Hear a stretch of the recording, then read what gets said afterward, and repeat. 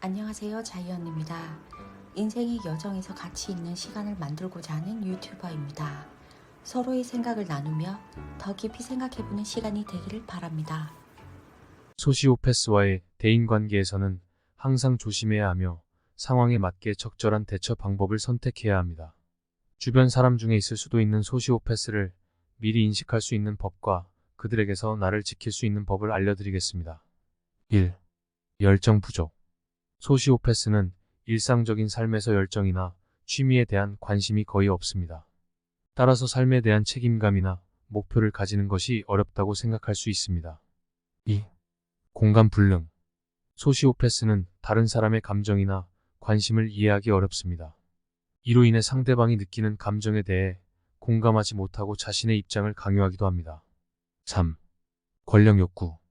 소시오패스는 권력을 추구하고 자신이 다른 사람보다 우월하다고 생각합니다. 이러한 권력 욕구는 자신의 이익을 위해 타인을 이용하거나 타인을 속이고 기만하기도 합니다. 4. 무감각한 행동. 소시오패스는 타인의 고통이나 이별, 죽음 등의 감정적인 상황에 대해서도 무감각한 행동을 보일 수 있습니다. 이로 인해 주변 사람들이 소시오패스를 냉혹하다고 생각할 수도 있습니다. 5. 비합리적인 사고. 소시오패스는 감정적으로 매우 냉정하게 생각합니다.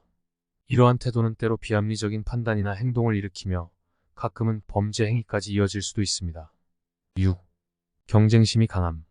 소시오패스는 경쟁심이 강하며 이기려고 노력합니다. 이로 인해 다른 사람들과의 대인관계에서도 경쟁적인 태도를 보일 수 있습니다. 7. 위험을 감지하지 못함.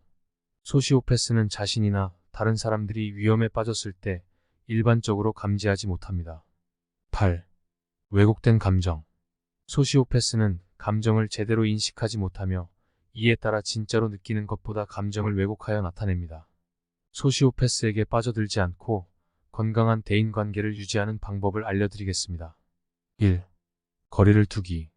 소시오패스와 깊은 관계를 맺지 않는 것이 가장 좋습니다. 가능한 한 소시오패스와 거리를 두고 간단한 인사나 대화 정도만 나누는 것이 좋습니다. 2. 객관적으로 대하기. 소시오패스는 다른 사람의 감정에 대한 이해도가 낮기 때문에 객관적인 시선으로 대하면 좋습니다. 감정적인 대화는 지양하고 사실에 기반한 대화를 하도록 노력해보세요. 3. 경계를 설정하기. 소시오패스는 자신의 이익을 추구하기 때문에 상대방을 이용하거나 속이고 기만하기도 합니다. 이러한 상황에서는 자신의 경계를 설정하고 상대방의 이익이 자신의 이익과 일치하는지 확인하는 것이 중요합니다. 4. 합리적으로 대화하기. 소시오패스는 대화를 할 때 감정적으로 흥분하기 쉽습니다. 따라서 대화를 할 때는 합리적으로 상황을 판단하고 감정적으로 대화를 하지 않도록 노력해야 합니다. 5. 대인관계에서 거짓말 적극적으로 방지하기. 소시오패스는 다른 사람을 속이거나 기만하는 경향이 있습니다. 그러므로 소시오패스와 대화를 할 때는 항상 거짓말을 방지하고 논리적으로 대화를 해야 합니다. 6. 빠져나오기.